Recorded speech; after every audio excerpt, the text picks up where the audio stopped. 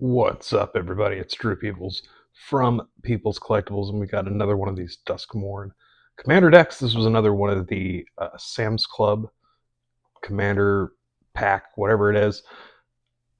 There were 3 packs, and the quality of that video was so horrendous. I pulled a Paradise Druid and was like, why the fuck is that a mythic? And then there was a Sire of 7 Deaths in there.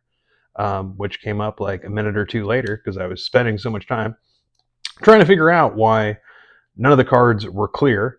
So I just stopped the video, deleted it, and then thought about my life choices and discovered that the camera was zoomed out too much, that if it goes to a certain degree away from the cards, you basically can't read it. And I thought it was just the glare from the light and such, and it just turns out that I'm a fucking dumbass. So whatever, that's behind us. We're here now for whatever the heck this deck is all about. So we have a Simic commander in Zimone. She is a legendary human wizard for 2 colorless, green and a blue, 3/3.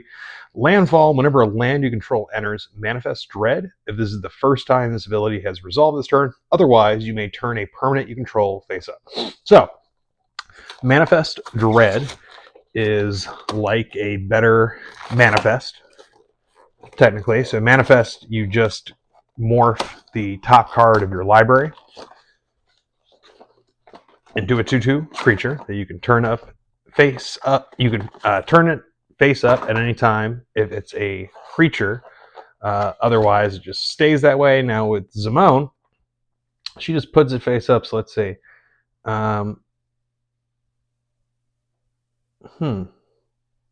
So I wonder about that. You may turn a permanent you control face up. So what happens if you turn a sorcery face up? Am I thinking too hard? I think I'm thinking too hard about this. Anyway, very cool idea for a commander. I've been wanting to make all these into commander decks. I'm not too sure about her just because I have a Simic Landfall deck already, and it's like my second Landfall deck. And then I have a Morph deck. I forget the color combination, but it's green, blue, black. And it's whatever the Naya thing.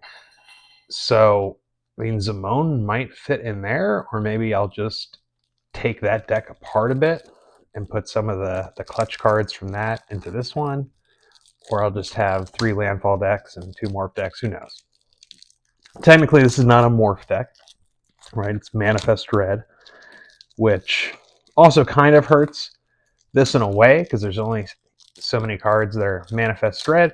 Although, I mean, with her, I guess technically you don't really need anything else that has Manifest Dread. It's all about her Landfall ability.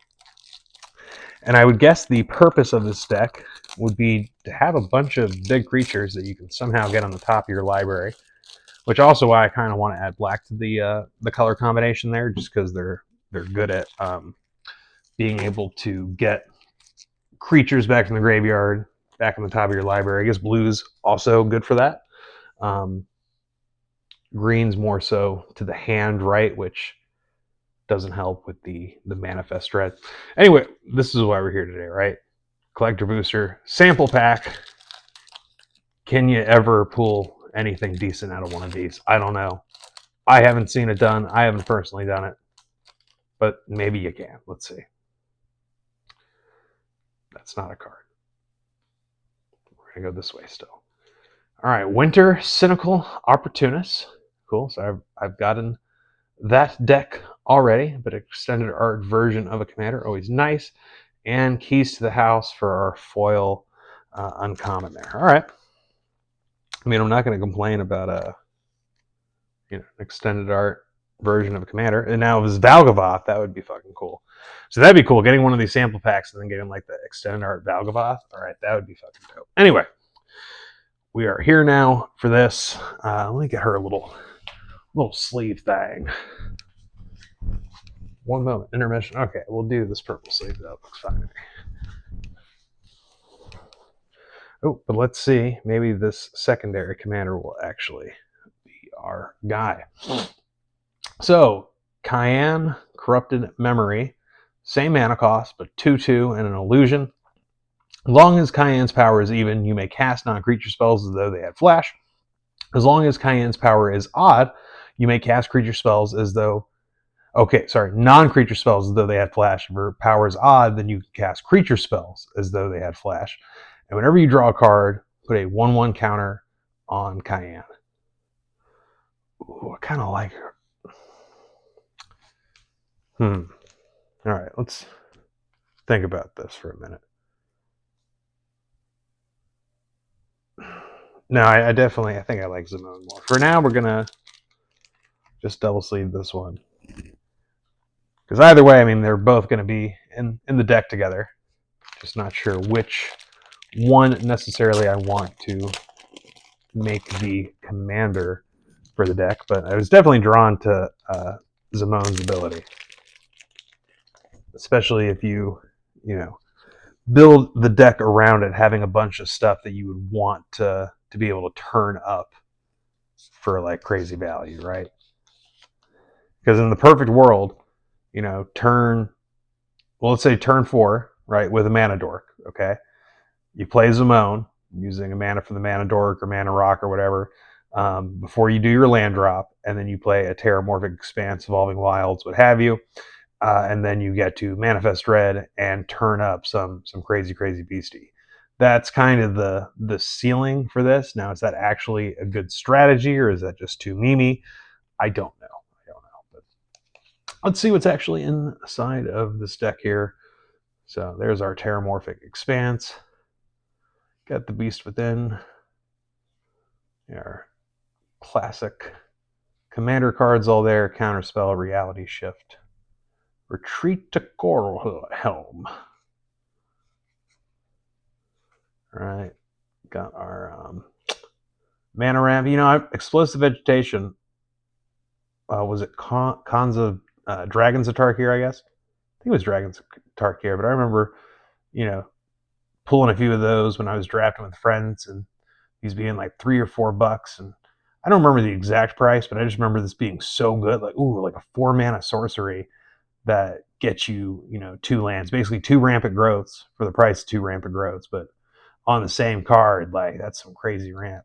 Wilderness Reclamation, still a dope card.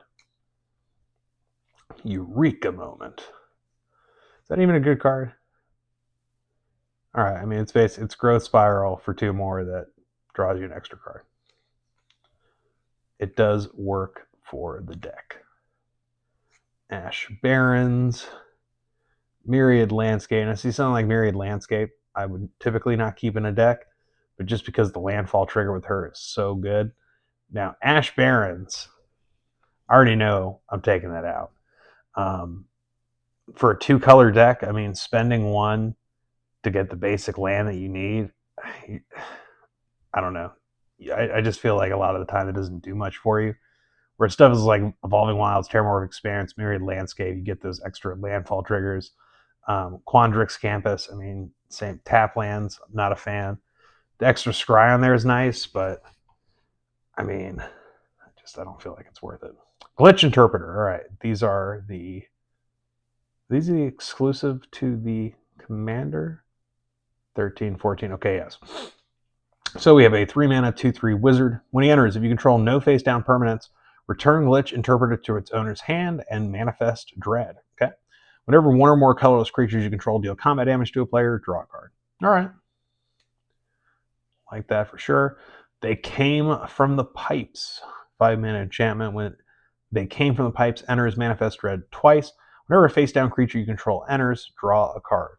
Okay, so 2 manifest Dread and draw 2 for 5. Pretty good. Simone's Hypothesis. 5 mana instant. You may put a 1/1 counter on a creature, then choose odd or even. Return each creature with power of the chosen quality to its owner's hand. 0 is even.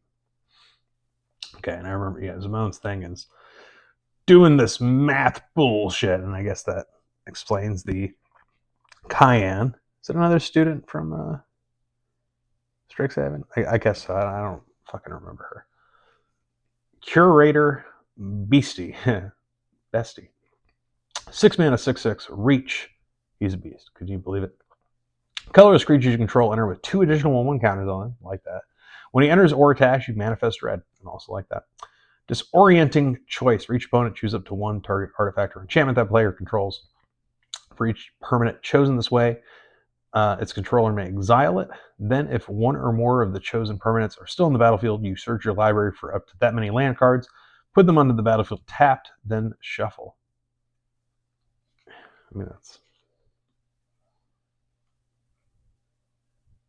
I guess that's all right.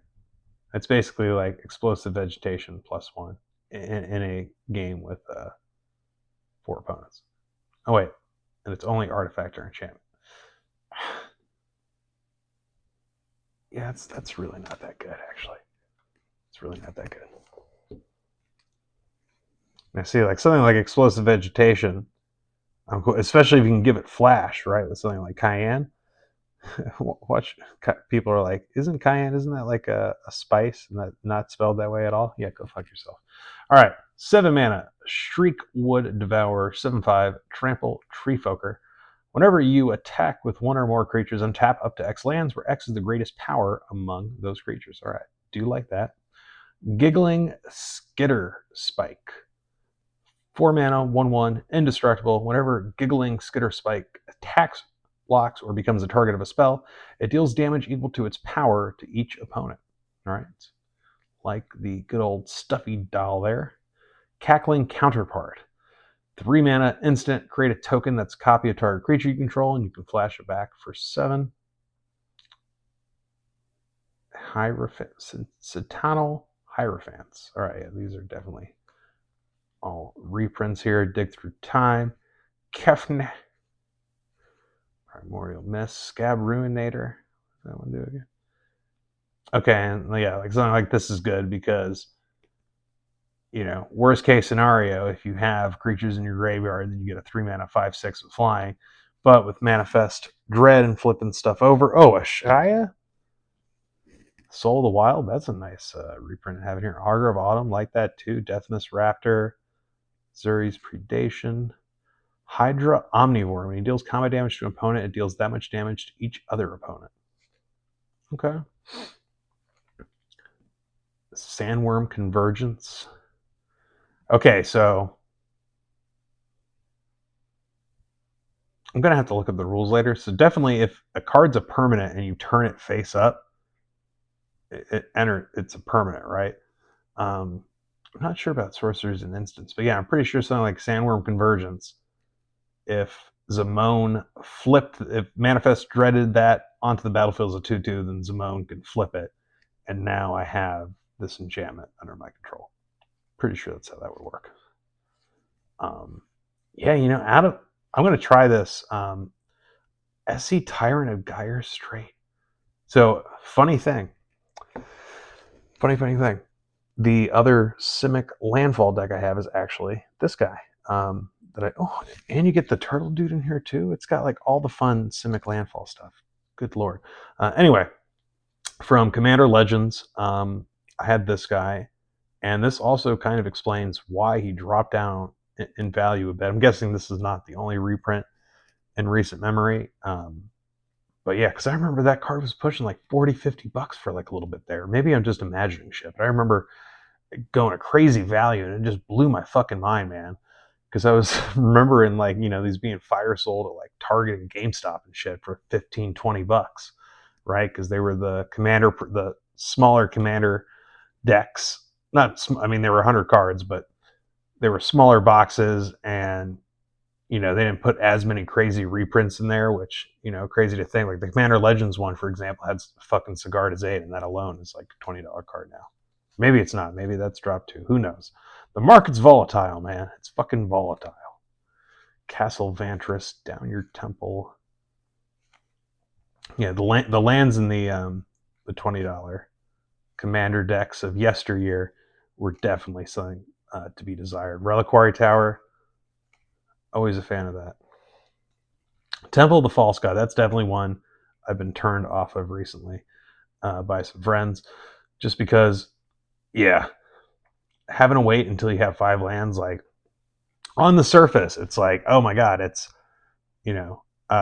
Ancient Tomb without taking the damage, without the price tag associated with it as well, right? But there's a reason for that, right? Because this doesn't do anything until you have 5 lands, and even in a landfall deck, like that can really fuck you, right? Like you need you need lands in the beginning of the game to do shit. The fact that the first few turns this does absolutely nothing. It's awful, awful, awful.